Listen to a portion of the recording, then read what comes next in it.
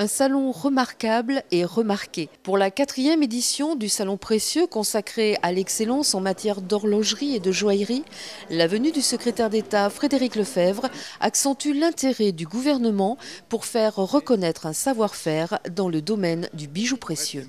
La création, c'est un élément absolument essentiel pour notre pays, à la fois évidemment sur le plan économique, mais en même temps parce que c'est l'âme de la France. Et que dans la mondialisation, on a une chance de réussir, c'est la qualité et la diversité. Et franchement, je crois que ça résume assez bien le salon et je crois que c'est très important pour l'image de notre pays. Pas moins de 20 exposants dont les maisons Gucci, BRM, Pékinier, Tournaire sont présentes dans les salons France-Amérique au cœur de la capitale. Professionnels et acheteurs sont en présence des créateurs venus présenter leur travail, comme la maison Victoria Casal, tout en élégance et en finesse, à l'image de son égérie Caterina Morino. Au moment du rencontre, Michael m'a donné un papier avec des pierres précieuses à ouvrir. Donc j'ouvre les papiers et ce sont des papiers assez spéciaux que les gémologues connaissent. Et quand je l'ai ouvert, il a compris que que j'étais quand même assez à l'aise. Il m'a dit pourquoi, et j'ai dit en fait j'ai fait des études de gémologie. Et donc j'ai vu une lumière dans les yeux de Michael. Il m'a dit est-ce que tu aimerais bien rentrer dans la société avec moi? Et là je pense que c'était un énorme cadeau qu'il lui faisait et j'ai dit oui avec grand plaisir. Ma mère elle a toujours détesté tout ce que c'est toc. Et donc j'ai grandi malheureusement avec ses goûts. On préfère avoir un petit bijou mais qui soit vrai, entre guillemets si on peut dire vrai.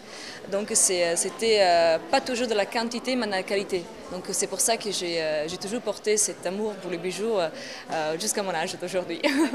Des bijoux qui se transforment de main de maître en véritable œuvre d'art. Monuments, Tour Eiffel, de belles surprises riches en émotions. Bien avant le Moyen-Âge, il existait des bagues de religion qui servaient dans la religion juive. Le fiancé qui voulait, en gros, présenter le foyer qu'il allait offrir à sa future épouse.